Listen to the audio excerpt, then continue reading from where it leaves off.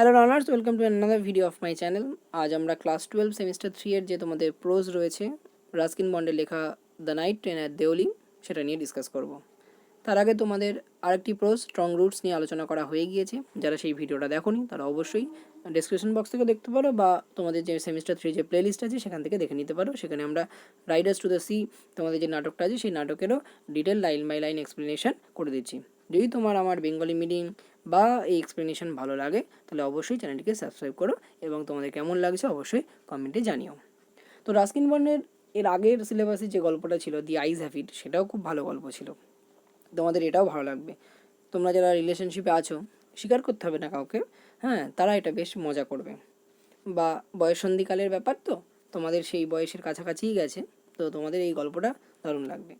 তো সর্বপ্রথম যেহেতু এটা এমসিকিউ পরীক্ষা, তাই রাস্কিন বন্ডের সম্পর্কে আমরা কিছু জেনে নিই। রাস্কিন বন্ড জন্মগ্রহণ করে 1934-এ এবং তিনি ইন্ডিয়ান অরিজিন একজন ইংলিশ রাইটার। অর্থাৎ এই ইনফরমেশনটা না জানলেও চলবে, তিনি ফ্রস্টার ফ্যামিলিতে বিলং করেন, মানে তিনি একটা ফ্যামিলির দত্তক পুত্র ছিলেন, মানে আছেন। তো আমাদের যেই নাইট ট্রেন অ্যাট দেওলি, এটা সর্বপ্রথম পাবলিশড হয়েছে 1988-এ। আর পরে একটা তিনি বুক এর মধ্যে যেটাকে ইনক্লুড করেন তার নাম দেন হচ্ছে the night train at Deoli and other stories. এর সাথে গুলিও না, the night train at Deoli হচ্ছে এই স্টোরিটার নাম, এবং যে বইটাতে এর মধ্যে ইনক্লুড করা হয় যে গল্পগ্রন্থের মধ্যে, সেটা হচ্ছে এর সঙ্গে জুড়ে দেবে অ্যান্ড আদার স্টোরিজ। এছাড়াও রাস্কিন বন্ড সম্পর্কে তিনি 500-রও বেশি ছোট গল্প, তারপরে এসে, নভেল লিখেছেন। আর শিশুদের জন্য চাইল্ড বা চিলড্রেন লিটারেচারের ক্ষেত্রে তিনি 69 স্টোরিজ লিখেছেন। এছাড়াও কিছু গুরুত্বপূর্ণ ইনফরমেশন, যেমন 1992 সালে তিনি সাহিত্য একাডেমি অ্যাওয়ার্ড পান তার our trees still grow in Dehra বলে এটার জন্য। এছাড়াও তিনি পদ্মশ্রী পান 1999-তে এবং পদ্মভূষণ পান 2014-তে। এছাড়াও তার প্রথম যে বই যেটা তিনি লেখেন the room on the roof বলে। এছাড়া আরও তার গ্রন্থগুলো আছে, ওগুলো ইম্পর্টেন্ট না, ওগুলো বলে সময় নষ্ট করছি না। তো তোমাদের আগেই, অর্থাৎ আমরা কালামের বা আব্দুল কালামের যে স্ট্রং রুট, সেখানে শিখিয়েছিলাম যে কোনো স্টোরির পয়েন্ট অফ ভিউ কি। দেখো, আই দিয়ে শুরু হচ্ছে, তাহলে আই দিয়ে শুরু হলে কী হবে, এটা পিওভিটা হবে first person point of view, অর্থাৎ যেখানে ন্যারেটর নিজে অ্যাজ আ অথর হচ্ছে একটা ক্যারেক্টার রয়েছে।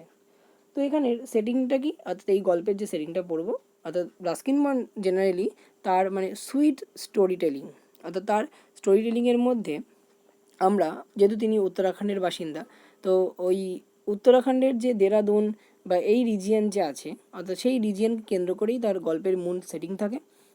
এবং এখানে আমরা যে মূল থিম বা সেটিংয়ের ওপরে গল্পটা পড়বো, সেটা হচ্ছে এসেন্স অফ সাডেন এনকাউন্টার, অর্থাৎ হঠাৎ কারোর সাথে দেখা এবং তার লাস্টিং ইম্প্যাক্ট। দেখো, আমাদের জীবনে এরকম হয়ে থাকে যে আমাদের কারোর সাথে পথ চলতি, বাসে, ট্রেনে বা ট্রাভেলে বা কোথাও ঘুরতে গিয়ে আলাপ হয়, কিন্তু সেই আলাপ হয়তো তার সাথে কোনো কন্ট্যাক্ট নেই, কিন্তু সেই আলাপটা সারা জীবন বা চিরকাল যদি কোনো সময়, কোনো ঘটনা, কোনো পরিপ্রেক্ষিতে মনে পড়ে, ঠিক সেটা একটা কী হলো, সুইট মেমোরি হিসেবে আমাদের থাকে।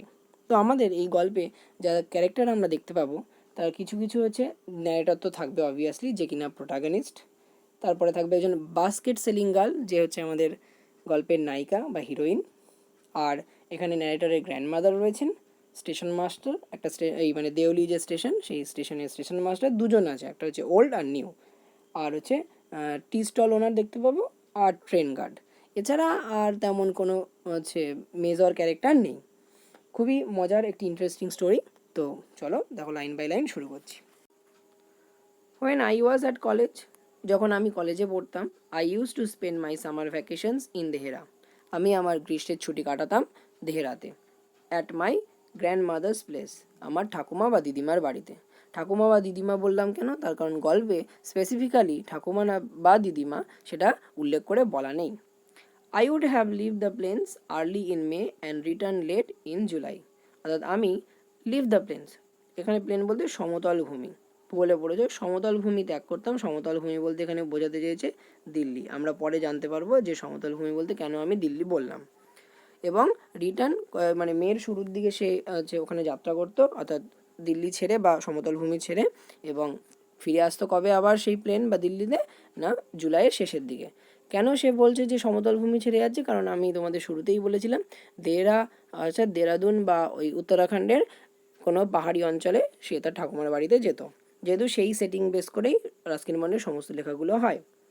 দেউলি ওয়াজ আ স্মল স্টেশন। তাহলে এতক্ষণ আমরা যে নিয়ে মানে যার শিরোনামে পেয়েছি যে স্টেশনের নাম, সেই সম্পর্কে জানতে পারলাম সেই স্টেশনটা কেমন না একটি ছোটোখাটো station, about 30 miles from Dehra. দেহরার থেকে কতটা দূরত্ব না প্রায় 30 মাইলের। ইট মার্কড, এটা কি চিহ্নিত করা মানে এই স্টেশনটা কিসের জন্য চিহ্নিত বা কিসের জন্য মানে কী চিহ্নিত করে না beginning the heavy jungles of the Indian তেরাই।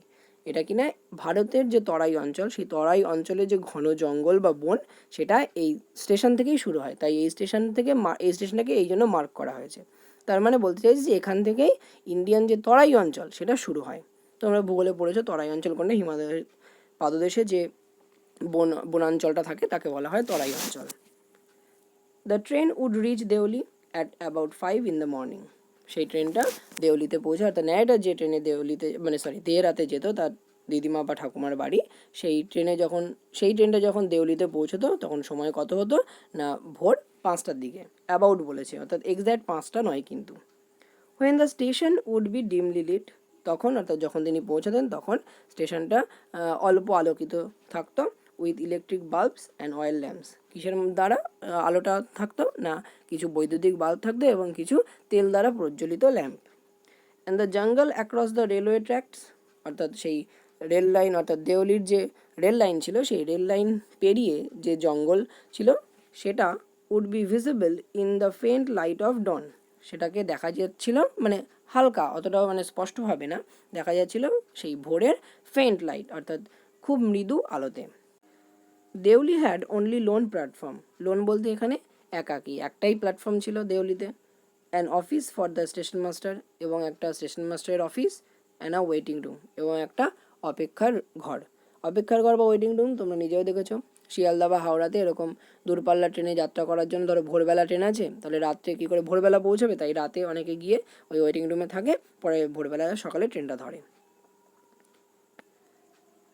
The platform boasted are tea stall. Boasted কথার অর্থ কী না, বোস্টেড কথার অর্থ হচ্ছে যে টেক প্রাইড, অর্থাৎ গর্ব বা গর্বিত বোধ করে কী কী বিষয়ের ওপর না টি স্টল একটা চায়ের দোকান, আ ফ্রুট ভেন্ডার একটা ফলের দোকানদার, and a few স্ট্রে dogs, স্ট্রে dog মানে হচ্ছে স্ট্রিট ডগ যেগুলোকে বলা হয়, কিছু পরিমাণ ওই রাস্তার কুকুর বা stray dogs, not much else, আর তেমন কিছু এই স্টেশনে নেই। বিকজ কারণ কি না the train stopped there only for 10 minutes before rushing into the forest, অর্থাৎ এখানে ট্রেনটা শুধুমাত্র কতক্ষণের জন্য দাঁড়ায় 10 মিনিটের জন্য দাঁড়ায়, বিফোর কেন না ওই ফরেস্টের মধ্যে ঢোকার বা প্রবেশের আগে।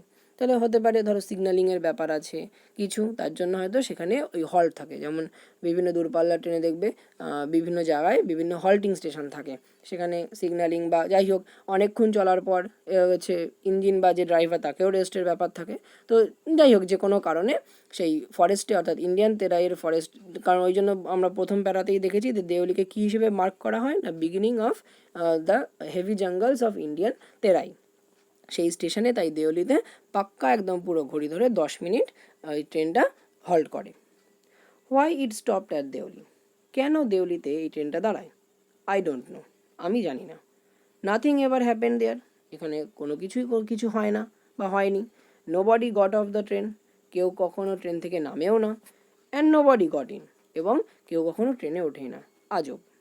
দেয়ার were never any coolies on the platform, এবং আমি তো এতদিনে কোনো দিন এই দেওলি প্ল্যাটফর্মে কোনো কুলিও দেখতে পাইনি। But the train would halt there a full 10 minutes, কিন্তু প্রত্যেকবার যতবার এসেছি ততবারই দেখেছি ট্রেন কিন্তু পাক্কা পুরো একেবারে 10 মিনিট, পুরো 10 মিনিট ধরে দাঁড়িয়ে থাকে। And then a bell would sound, তারপরে একটা ঘন্টা বাজে। The guard would blow his whistle, তারপর যে গার্ড আছে অর্থাৎ ট্রেনের যে গার্ড সে তার বাঁশি দেয়। And presently Deoli would be left behind and forgotten, presently মানে অর্থাৎ ওই বাঁশি দেওয়ার সঙ্গে সঙ্গে দেরি না করে সঙ্গে সঙ্গে হচ্ছে ওই ট্রেনটা ছাড়ে, এবং ট্রেনটা ছেড়ে জঙ্গলের ভেতরে ঢুকে তার গন্তব্যের দিকে চলে যায়, এবং সেই দেওলি স্টেশনকে পেছনে ফেলে আসা হয় এবং তাকে ভুলেও যায়। আই ইউজ টু ওয়ান্ডার, আমি হচ্ছে বিস্ময়ে ভাবতাম। হোয়াট হ্যাপেন্ড ইন দেওলি, আচ্ছা দেওলিতে কী হতে পারে বিহাইন্ড দ্য স্টেশন ওয়ালস, ওই যে স্টেশনের যে প্রাচীর বা পাঁচিল রয়েছে তার বাইরে। আই অলওয়েজ ফেল্ট, আমার সবসময় এটা মনে হয়েছে, I always felt sorry for that lonely little platform, আমি সর্বদাই ওই একাকী ছোট্ট স্টেশনের যে প্ল্যাটফর্ম বা স্টেশনটার জন্য আমি খুবই দুঃখিত বোধ করতাম। And for the place that nobody wanted to visit, এবং সেই জায়গা যেখানে কেউই যেতে চায় না। I decide that one day, আমি ঠিক করলাম একদিন, I would get off the train at Deoli, আমি একদিন দেওলি স্টেশনে নামবো and spend the day there, এবং একটা দিন কাটাবো just to please the town, অর্থাৎ ওই শহরটাকে একটু আনন্দ দেওয়ার জন্য। অর্থাৎ একাকী শহর মানে হয় না এরকম, এই তুই একা আছিস, আচ্ছা আমি যাচ্ছি তোর সাথে একটু সঙ্গ দেওয়ার জন্য। তাই ঠিক সেরকমই, কারণ যে কলেজে পড়া, সেই সময় কলেজে পড়ার বয়স আরও, অর্থাৎ কারণ 10-এর পর থেকে তখন 11-12 কলেজেই ছিল, তাই সেরকম উঠতি বয়সে অনেক শখই হয় এরকম। তাই বলছে ঠিক আছে, এই একা প্ল্যাটফর্মকে একটু আনন্দ দেওয়ার জন্য বা এই টাউনটাকে খুশি করার জন্য আমি একদিন নেমে দেখব। এইবার হচ্ছে গল্পের আসল মোড়। আই ওয়াজ 18, আমার তখন 18 বছর বয়স। ভিজিটিং মাই গ্র্যান্ডমাদার, আমি আমার দিদুনকে দেখতে যাচ্ছি বা তার কাছে যাচ্ছি। And the night train stopped at Deoli, এবং সেই দেওলির রাতের যে গাড়ি সেটা, সরি মানে যে সে রাতের গাড়িতে যেত, তাই জন্য তো সে দেওলিতে ভোর 5টার সময় পৌঁছতো, সেই দেওলিতে তার গাড়িটা থেমেছে। A girl came down the platform, entry হলো আমাদের স্টোরির হিরোইন বা পারুলের, সেলিং বাস্কেট। এবং সে কি, আমাদের হিরোইন কি বিক্রি করছে না, বাস্কেট বা ঝুড়ি বিক্রি করছে। ইট ওয়াজ এ কোল্ড মর্নিং, সকালটা ছিল শীতল, স্বাভাবিক, শীতল মনেই তো এরকম উষ্ণ আবেগ আসে। The girl had a shawl thrown across her shoulders, অর্থাৎ সেই মেয়েটি, অর্থাৎ সেই বাস্কেট সেলিং যে গার্ল, যাকে সে প্রথমবার এই প্ল্যাটফর্মে দেখলো, সে কি না তার কাঁধের ওপর থেকে বা কাঁধ বরাবর একটা শাল জড়িয়ে আছে। হার ফিট ওয়্যার বেয়ার, তার পা ছিল খালি বা নগ্ন, অর্থাৎ সে পায়ে কোনো জুতো পরেছিল না। And her clothes were old, এবং তার জামা কাপড়ও ছিল পূর্ণ বা মানে পুরনো জামা কাপড়, রং উঠে গেছে দেখেই বোঝা যাচ্ছে। But she was a young girl, কিন্তু সে একজন যুবতী মহিলা, বা যুবতী মহিলা বলা ভুল, যুবতী মেয়ে। ওয়াকিং গ্রেসফুলি, কিন্তু তার হাঁটা চলার মধ্যে একটা অদ্ভুত আভিজাত্য রয়েছে যেন। অ্যান্ড উইথ ডিগনিটি, অর্থাৎ সে কিন্তু যতটা সম্ভ্রান্ত, অর্থাৎ রেসপেক্টফুলি কিন্তু হাঁটছে। অর্থাৎ সে যে মানে বাস্কেট সেল করছে বলে তার মধ্যে যে একটা নিজ বা নিজেকে নিচু ভাবা বা ছোট ভাবা, সেরকম কিন্তু তার হাঁটা চলা বা ভঙ্গিমায়, স্বভাব ভঙ্গিমায় কিন্তু প্রকাশ পাচ্ছে না। যথেষ্ট মর্যাদার সঙ্গে সে কিন্তু ওই হেঁটে সেই ঝুড়ি বিক্রি করার জন্য আসছে। When she came to my window, এইবার যেই সে আমার হচ্ছে মানে দরজা বলা ভুল, মানে ট্রেনের জানলার কাছে এলো, শি স্টপড, সে দাঁড়িয়ে গেল। She saw that I was looking at her intently, সে এটা লক্ষ্য করলো বা দেখলো যে আমি তার দিকে একভাবে, অর্থাৎ ইন্টেন্টলি তার দিকে মানে মনোযোগ সহকারে একাগ্র চিত্তে আমি তার দিকে দেখছি, স্বাভাবিক। বাট অ্যাট ফার্স্ট, কিন্তু প্রথমে, she pretended not to notice, কিন্তু মেয়েরা যেটা করে, অর্থাৎ তারা ইগনোর ফার্স্টে করে, তো বেশিরভাগ ক্ষেত্রে সেটাই হয়, তো এখানেও ন্যারেটারের ক্ষেত্রেও তাই হলো। সে মানে প্রথমে ন্যারেটার যে তার দিকে তাকিয়ে আছে এই বিষয়টাকে সে কিন্তু দেখেছে, খেয়াল করেছে, বাট সে কিন্তু ইগনোর করেছে। কোনো মেয়ে ধরো তোমাকে জানে বা জানে যে তার সে মানে তুমি তাকে লাইক করো, সে এটা জানা সত্ত্বেও সে কিন্তু মানে সে যদি নিজেও লাইক করে সে কিন্তু আগে ধরা দেবে না। শি হ্যাড আ পেল স্কিন, তার ত্বকটা ছিল একটু ফ্যাকাশে বর্ণের, অর্থাৎ সে তো আর এখন মানে বাস্কেট সেলিং গার্ল, তার তো আর নিশ্চয়ই ত্বকের যত্ন হবে না, cold cream, sunscreen, Pond's, Vaseline এসব তো মাখবে না, তাই তার বিবর্ণ চামড়া ছিল বা ত্বক ছিল। Set off by shiny black hair, কিন্তু তার সেই ওই বিবর্ণ চামড়ার মুখের এর কিন্তু কুচকুচে কালো, অর্থাৎ চকচকে কালো চুল ছিল। অ্যান্ড ডার্ক ট্রাভেলড আইস, এবং তার ছিল ঘন কালো একটা, এখানে ট্রাভেল মানে কি সমস্যাকর চোখ না, চঞ্চল চোখ ছিল, অর্থাৎ যে চঞ্চল চোখের মায়ায় যে কেউ কিন্তু মানে মোহিত হয়ে পড়বে। ওগো কাজল নয়না হরিণী, দেখো ন্যারেটারও তাই হবে। দেন দোজ আইজ, সেই চোখগুলো, সার্চিং অ্যান্ড এলোকোয়েন্ট, অর্থাৎ সেই অনুসন্ধিৎসু, হ্যাঁ বাকপটু যে চোখ, অর্থাৎ চোখ কি কথা বলতে পারে, পারে, অবশ্যই পারে। সেই এলোকোয়েন্ট চোখ মেট মাইন, অর্থাৎ আমার চোখের, অর্থাৎ আমাদের চোখাচোখি হলো, হয়ে গেল শুভদৃষ্টি। आंखों में तेरी अजब सी यादें हैं। She stood by my window for some time.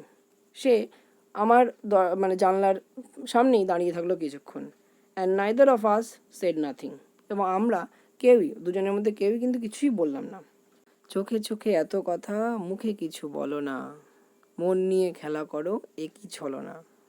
But when she moved on, কিন্তু যখন সে ওই আমার জানলার থেকে সরে গেল, I found myself leaving my seat and going to the carriage door. আমি ঠিক যেন কখন দেখলাম যে আমি তার পেছন পেছন চলে গেছি এবং ক্যারেজ ডোর অর্থাৎ ট্রেনের যে দরজা, সেই দরজার কাছে চলে গেছি। আমি জানি না, অর্থাৎ মন্ত্রমুগ্ধের মতো আমি এগিয়ে গেছি। And stood waiting on the platform, এবং প্ল্যাটফর্মে দাঁড়িয়ে দেখছি, এই তো দেখলাম, কোথায় গেল মেয়েটা, কোথায় গেল? লুকিং দি আদার ওয়ে, অর্থাৎ অন্যদিকে খুঁজছি তাকে, এই তো দেখলাম এখানে দাঁড়িয়েছিল, গেল কোথায়? I walked across the tea stall, আমি তারপর ওখানে, সেই বলেছিলাম যে প্ল্যাটফর্মে একটা টি স্টল ছিল, সেই টি স্টলের ওখানটায় গেলাম। A kettle was boiling over a small fire, একটা ছোট্ট আছে বা আগুনের ওপর একটা কেটেল বা কেটলি, এর জল ফুটছে।